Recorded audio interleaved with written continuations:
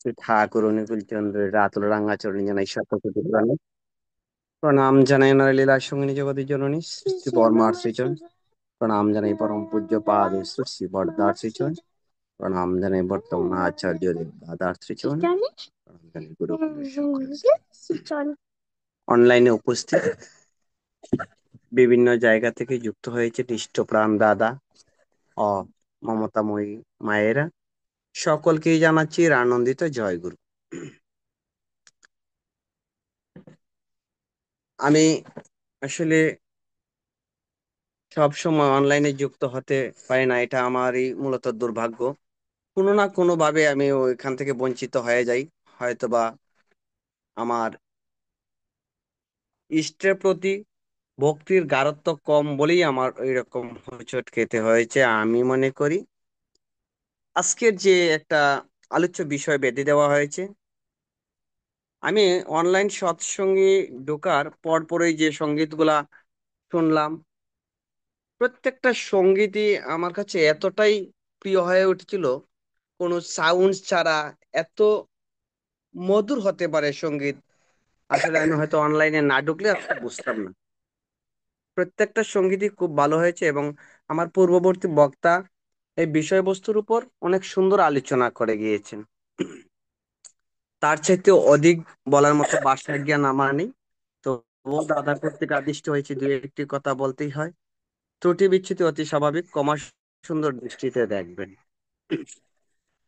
আমি পরিষ্কারভাবে একটি কথাই বুঝতে পারি, যে সাধু মানে জাদুকর নয় কো, বরং ত্যাগী, প্রেমী। এই যে একটি কথা, আমি বাস্তবে একটা কথা বলছি, বাস্তব উদাহরণ দিচ্ছি। আমি ঠাকুরের দীক্ষা নিয়েছি, আমি ঠাকুরের কর্ম কতটুকু করছি আমি ভালো বুঝি। তো আমার মধ্যে ঠাকুরত্ব যে কতটুকু ফুটিয়ে তুলতে পেরেছি, কতটুকু যে কাজ করতে পেরেছি, তা একমাত্র আমিই জানি।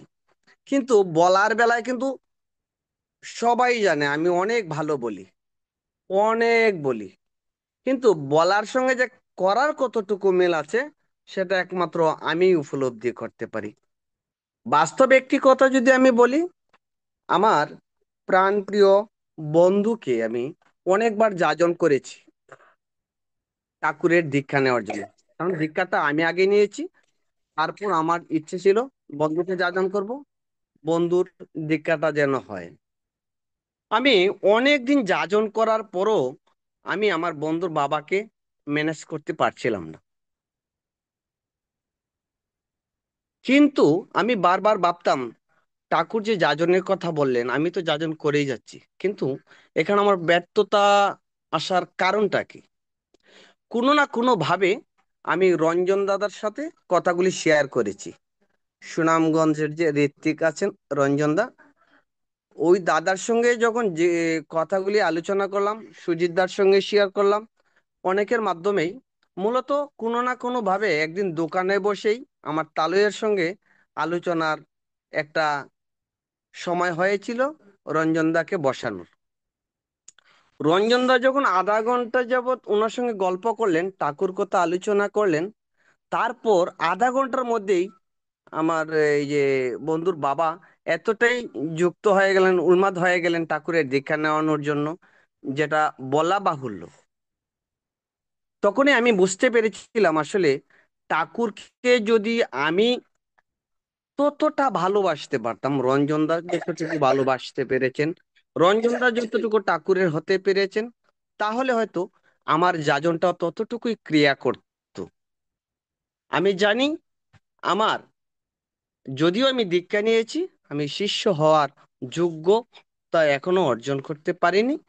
আর ওই যে একটি বাণী আছে না, স্কুলে গেলেই তাকে ছাত্র বলে না, আর দীক্ষা নিলেই তাকে শিষ্য বলে না। তো ঠাকুরের কাছে নিজেকে যদি নিবেদনই না করা গেল, সেই ভাবের প্রতি নিজেকে পুনরায় নিবেদিত না করা গেল, তাহলে তার কথা বলার মধ্যে এতটা প্রেম ফুটে উঠতে পারে না। শ্রদ্ধেয় দাদা ও মায়েরা, আমি আজকে দেখেছি যারা সঙ্গীত করেছেন ঠাকুরকে গভীরভাবে ভালোবাসেন বলেই এই বাদ্যযন্ত্র ছাড়াও এত সুমধুর কণ্ঠ দ্বারা আমাদেরকে সঙ্গীত শোনাতে পেরেছে। আমি অত্যন্ত ধন্য এবং তাদের উজ্জ্বল ভবিষ্যৎ কামনা করছি।